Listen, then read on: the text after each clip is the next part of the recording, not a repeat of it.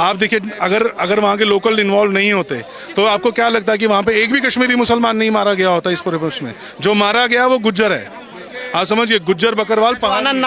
हाँ, वो पहाड़ी है, वो वहाँ पर कश्मीरी शिया सुन्नी मुसलमान नहीं है, और उनको तो वैसे ही टारगेट किया जाता है क्योंकि वो इंडियन आर्मी की आंख और कान माने जाते हैं। तो ये समझना है कि वहाँ पे जो हो रहा है, और ये ढकोसलों में हमें जाना नहीं चाहिए, इन कैंडल लाइट्स में हमें जाना नहीं चाहिए। कल आपने देखा वहाँ रैली हुई थी अगेंस्ट दिस टारगेट किलिंग।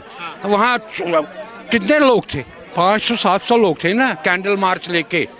लेकिन आप याद करो, बुरहान वानी जब मारा गया, गीदड़ की तरह मौत जब उसकी मिल गई, जो टेररिस्ट था, उसकी मयत में 2 से 3 लाख लोग थे। कल क्यों नहीं 3 लाख लोग आए लाल चौक में? क्यों नहीं आए? और उनसे पूछा गया, भाई आप क्यों ऐसा, आज ऐसा क्या हो गया? क्या था जी, हम तो मर गए, अब टूरिस्ट यहाँ नहीं आएगा तो हमारी जो कमाई वो खत्म हो गई।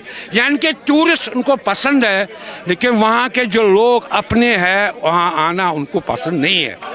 हमारा दुख ये है कि हमने पिछले 35 साल से यही हम समझा रहे हैं, भाई आपने वहाँ जो भी किया, डेवलपमेंट की, सड़कें बनाई, रेलवे ट्रैक बना दिया, कटरा से अब श्रीनगर 5 घंटे का ट्रैवल है, जो भी आप करोगे, आप उनके माइंडसेट को चेंज नहीं कर सकते।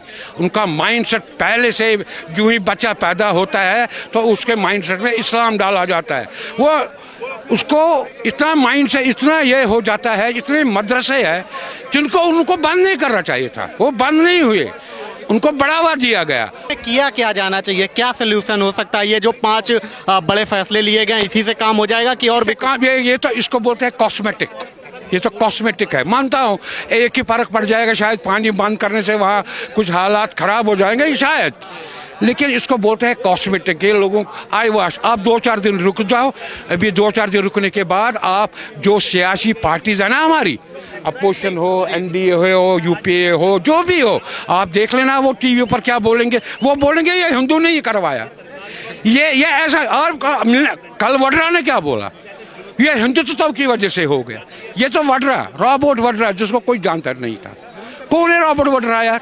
ऐसे दादागिरी करके चलता है जैसे देश का बादशाह है, और वो बोल रहा है कल ये हिंदुत्व वजह के हुआ। ये तो कल वड्रा का, रॉबर्ट वड्रा है, प्रियंका गांधी का हस्बैंड। अच्छा, आज आपको एक और चीज बता दूं, आज से शायद एक हफ्ता पहले हमारा लॉ मेकर जो पार्लियामेंट में जाता है, वो तो लॉ मेकर है ना, श्रीनगर का लॉ मेकर आगा शहीद जिसका नाम है, उसने एक स्टेटमेंट दिया, बिल्कुल ओपन स्टेटमेंट दिया। उसको बताया गया कि कश्मीर के हालात सुधर गए, यहाँ टूरिज्म वो हो गया, डेवलपमेंट।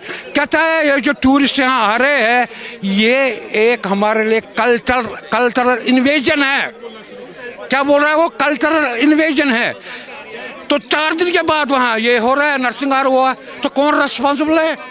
वो लॉ मेकर है, MP है। मतलब आप कह रहे हैं बिना लोकल सपोर्ट के इस तरीके की चीजें हो ही नहीं सकता, सवाल ही नहीं है। हम तो पिछले 35 साल से ये समझा रहे हैं उनको। ये जो है हो रहा है वहाँ, आपने शायद मीडिया भूल जाती है इन बातों को, हम तो भूले नहीं।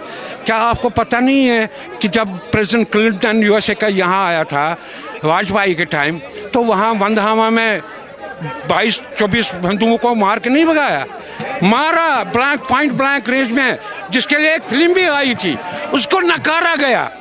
ये जेनोसाइड को डिनाइल जो कर रहे हैं ना, ये सबसे गुनहगार वही है। जो आप सेकुलरिज्म की बात कर रहे हो ना, सेकुलर कौन है जरा मेरे को बताओ? आज के देश में सेकुलर कौन है? हिंदू बोलता है मैं सेकुलर हूँ। आज के हिंदू, मैंने मुस्लिमों को कभी नहीं सेकुलर सुनते हुए नहीं देखा, उन्होंने कभी नहीं बताया। वो तो अगर आप उनको कुरान के कुछ भी बारे बोले में, वो आपको सर काट के देंगे, क्योंकि आप नहीं कह। लेकिन वो हमारे रिलीजन सनातन धर्म को जितना उखाड़ते रहो। ये देश के हित में जो है वही होना चाहिए। जो वहाँ हो रहा है without local support it is not possible, हो ही नहीं सकता। अगर लोकल सपोर्ट नहीं है तो ये नहीं हो सकता, हमें वहाँ से निकालना भी नहीं पड़ता अगर लोकल सपोर्ट होता। आपने किस सन में छोड़ा घर? हाँ जी, आपने किस सन में वहाँ से घर छोड़ा? 1990 में, जनवरी से पहले 1990 में, जब वहाँ नीलकंठ गंजू का ये हुआ, कत्लेआम हुआ वहाँ, उसके इर्द गिर्द उसके बॉडी के अंदर उन्होंने गोलियां चलाई, सेलिब्रेशन की। तो अब तो फिर हमारे पास कोई रास्ता ही नहीं। उन्होंने बोला 3 वर्ड उन्होंने बोले, या रिलियो या गलियो या चलियो, जिसका मतलब है या आप मिल जाओ हमारे साथ, या कन्वर्ट हो जाओ, या आप भाग जाओ, या आप गोली खाओ।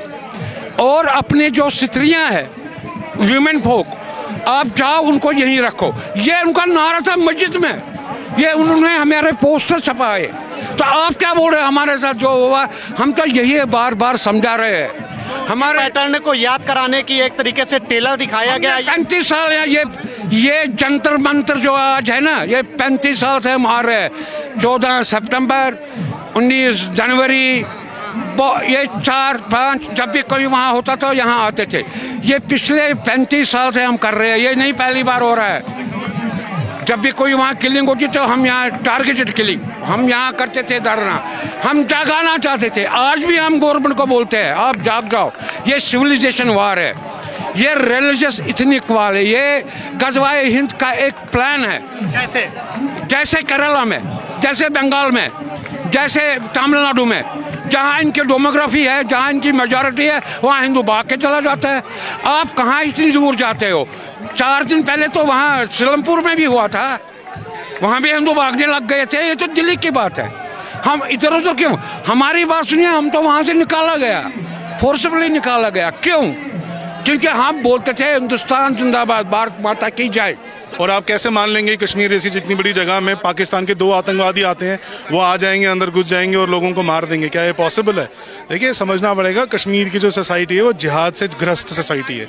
उनको जब तक आखिरी हिंदू चिन्ह वहाँ पे होगा तब तक वो आपके साथ जिहाद करेंगे। वो पिछले 35 साल से हमें सरकार को, हम अपने देश के लोगों को ये चेता रहे हैं कि जो कश्मीर में हो देश के अन्य प्रांतों में होगा, क्योंकि वो आपके साथ गजवाए हिंद कर रहे हैं। उनको जब तक आखिरी हिंदू वहाँ पे भारत में रहेगा तब तक ये लड़ाई चालू रहेगी, क्योंकि कश्मीर सिविलाइजेशन उस फॉल्ट लाइन पे है, वो बॉर्डर एरिया में है, उसमें ज्यादा असर पड़ेगा। आप देखिए, अगर वहाँ के लोकल इन्वॉल्व नहीं होते तो आपको क्या लगता है कि वहाँ पे एक भी कश्मीरी मुसलमान नहीं मारा गया होता इस पूरे पक्ष में? जो मारा गया वो गुज्जर है, आप समझिए, गुज्जर बकरवाल पहाड़ी। हाँ, वो पहाड़ी है, वो वहाँ पर कश्मीरी शिया सुन्नी मुसलमान नहीं है। और उनको तो वैसे ही टारगेट किया जाता है क्योंकि वो इंडियन आर्मी की आंख और कान माने जाते हैं। तो ये समझना है कि वहाँ पे जो हो रहा है, और ये ढकोसलों में हमें जाना नहीं चाहिए, इन कैंडल लाइट्स में हमें जाना नहीं चाहिए। क्योंकि कल उन्होंने कैंडल लाइट मार्च किया, आज ऐसे हजारों वीडियो हैं जहाँ वो भारत की सरकार को, भारत की आर्मी को ब्लेम कर रहे हैं कि इन्होंने ही मारा, हमने तो कुछ किया ही नहीं है। जैसे कश्मीरी पंडित खुद ही कश्मीर छोड़ के भाग गए थे, उन्होंने खुद को ही गोली मार दी, खुद को ही सुसाइड किया। ये तो वो ढकोसला करते ही रहेंगे, जो सांप की प्रवृत्ति होती है डसना। आप किस जिले से?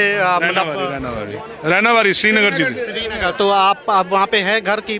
घर है हमारा, कब्जाया हुआ है, कब्जाया इनक्रोस्ट है। हाँ, जैसे हमारे मंदिर इनक्रोस्ट है। 64 खिड़कियाँ थी, मैं बता दूं अपना, ये मेरा बेटा है, 64 खिड़कियाँ थी उस घर में, 64 खिड़कियाँ। आप यहाँ देख लीजिए, 4 स्टोरी मंजिल का मकान था, वो तो खा लिया, वो तो उन्होंने खा लिया। आपको मैं इसके एक छोटी प्रशंसा, वहाँ एक कुछ साल पहले एक LG साहब ने एक लिखा था कि जिसकी प्रॉपर्टी जब्त किसी ने ये लिया है उसको हम रिपोर्ट करें। हमने रिपोर्ट किया, जब हमें, ये आज से 4-5 साल की बात है, हमने रिपोर्ट किया इसको।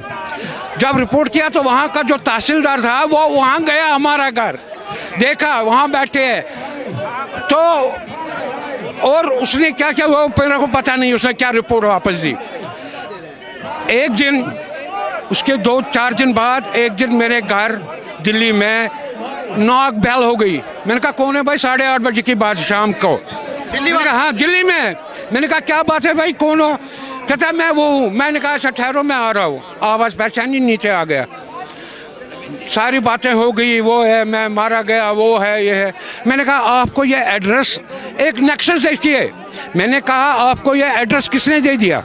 हमारा दिल्ली का एड्रेस आपको किसने दे दिया? कहता है मेरे को तहसीलदार ने दिया। आप समझ सकते हो ये नेक्सस